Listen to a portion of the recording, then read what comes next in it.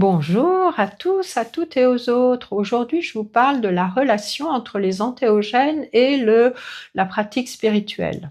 Alors, peut-être vous le savez, on entend beaucoup parler dans les milieux du néo-tantra, du néo-chamanisme, des entéogènes, que ce soit naturels, issus des plantes ou que ce soit des molécules de synthèse. Alors, ce qui est intéressant, c'est que les personnes qui ont fait l'expérience de ces entéogènes témoignent. Ils témoignent d'expériences très puissantes, d'amour inconditionnel, de relation au divin, de dissolution de l'ego, de non-dualité.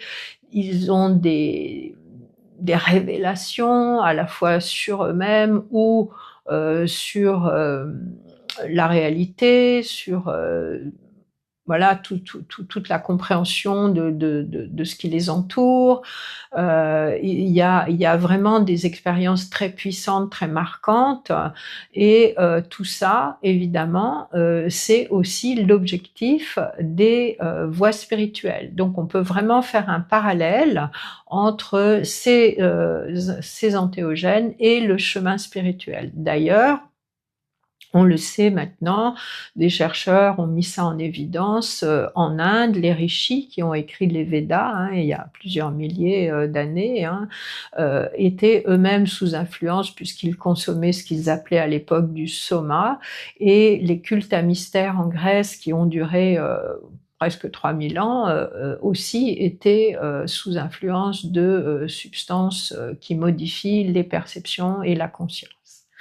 Alors, ce qui est intéressant, c'est justement ça, c'est que ces deux choses, le cheminement spirituel et les entéogènes, c'est comme deux rails sur lesquels on va pouvoir rouler, et les entéogènes agissent comme des accélérateurs sur le cheminement spirituel, et même s'ils sont interdit en France, bien sûr, c'est pas mon intention d'en faire la publicité ou de vous inciter à en consommer, puisque à part le tabac et le cacao, tous les autres sont interdits, mais il y a des pays où ça ne l'est pas, et on est en train en ce moment de valider, ou disons les effets thérapeutiques de certaines de ces molécules sont en cours de validation, donc c'est vraiment intéressant.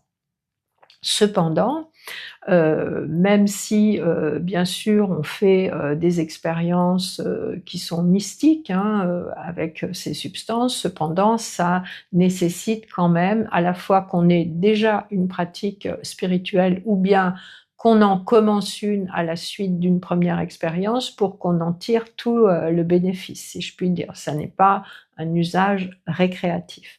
Et il y a des précautions à prendre. Si vous allez dans les pays où c'est autorisé, il faut quand même vérifier que la personne qui va vous accompagner est digne de confiance, qu'il y a un suivi avant des entretiens, qu'il y a un suivi après, ça c'est très important.